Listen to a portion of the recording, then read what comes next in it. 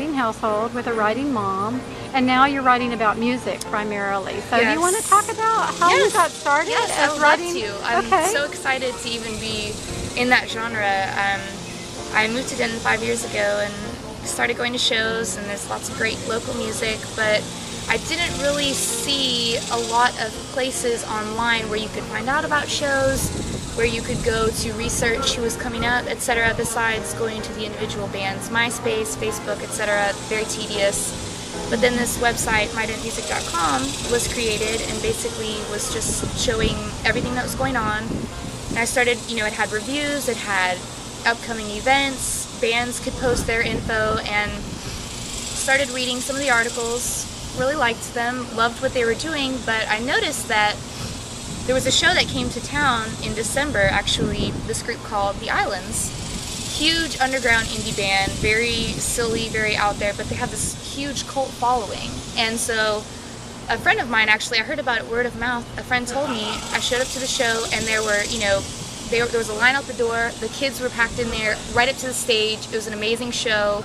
The guy was in like a full-on Elvis costume. Oh, wow. They had like 3 keyboard synth So Elvis players. was in the room, right? Elvis was in the building, and it was just feeling the energy, and I didn't know anybody there, and I know a lot of Denton people, and I just felt like, wow, I tapped into this vein that I didn't even know was going through Denton, and the next day I looked at the website and there was nothing on it. And so I contacted the creator, and I was just like, I noticed that there was this really amazing show last night, and y'all didn't say anything about it. Would you mind if I write a little review?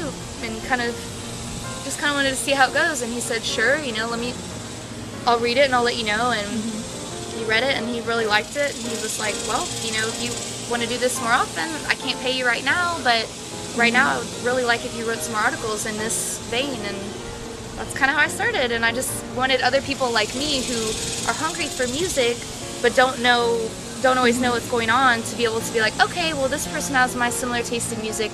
I really want to know how they feel about this group. Should I go? Should I not? I want to know, just to know about it, and then you can make that decision.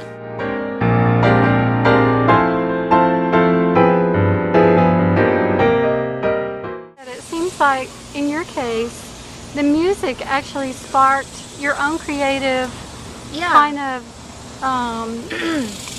gene or whatever it is. It's almost like it was like the thing that propelled you into your own writing life. It really did. It completely made me, veer off in a totally different direction. I always wanted to be involved in music, but I come from like a classical background, so I like to play by myself. I like to play with an accompanist. I don't like to play popular music. Cover band stuff makes me just not interested at all. But still, that education, background. Because then I at least have a leg up. I can tell you, okay, that guy's out of tune. That guy doesn't know what he's doing.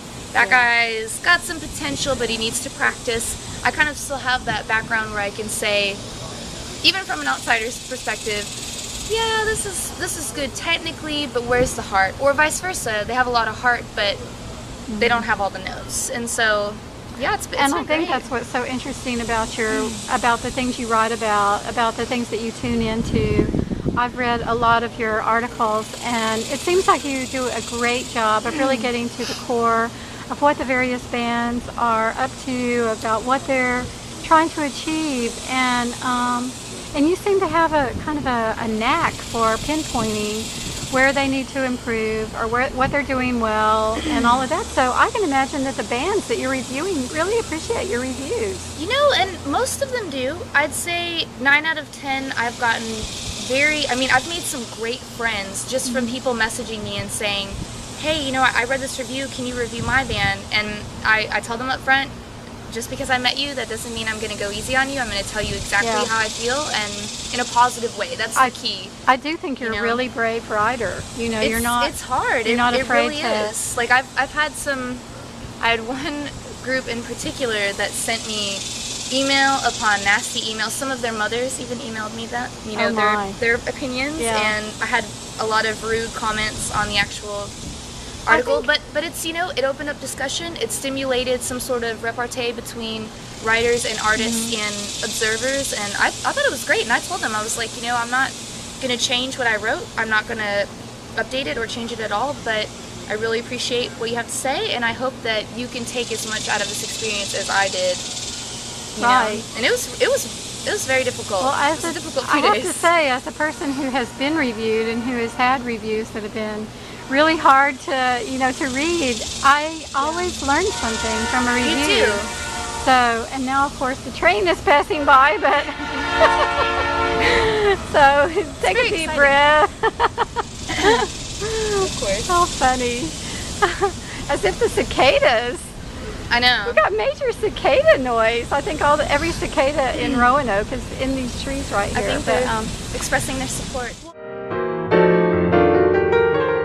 Basically just trying to get people interested in the arts. I want to do some sort of fashion segment, something that, movies, anything. Like, I just want the doors to be wide open, any sort of discourse, you know, religion, politics, whatever, but with a focus on perpetuating the arts, writing with creative expression, you know, real things that interest you or intrigue you, and real things that matter, actually, at the end of the exactly. day. Stuff that's kind of, you know, I'm writing one right now about bad drivers and how, you know, I commute every day, almost 45 minutes one way, so I'm, you know, around a lot of bad drivers, and just stuff that kind of, it builds up in the back of your head, and you don't really realize until you write about it, and then you're like, wow, I have all these things to say, and I had no idea until I started typing, you know. And I think that's true. You know, you don't. I often have people ask, well, where do you get your ideas? And the truth is, once you start writing, the ideas often appear. Exactly. And you don't. You're right. You don't realize that you had something to say until you actually sit down and start writing. Exactly. And then you realize, whoa, yeah, I've got tons of stuff to say. Exactly. Yeah. It's like unraveling a sweater. Like, you pull a little bit and pull and pull and pull, and it's. I think the best method is to write a little bit every day. That's what my mom is always telling me, and it really helps. Just a paragraph, 1,000 words, a sentence, just something, because once, I mean, I guarantee as soon as you write one thing, it's going to open another door or another mental passageway to somewhere that you weren't really planning on going, you know. So Laurel, thank you. You're very welcome. Thank you. and for our viewers out there, be sure and tune in to Naughty Modesty. Naughty Modesty.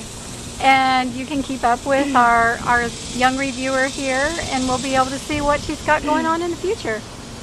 Thanks. Thank you. All right.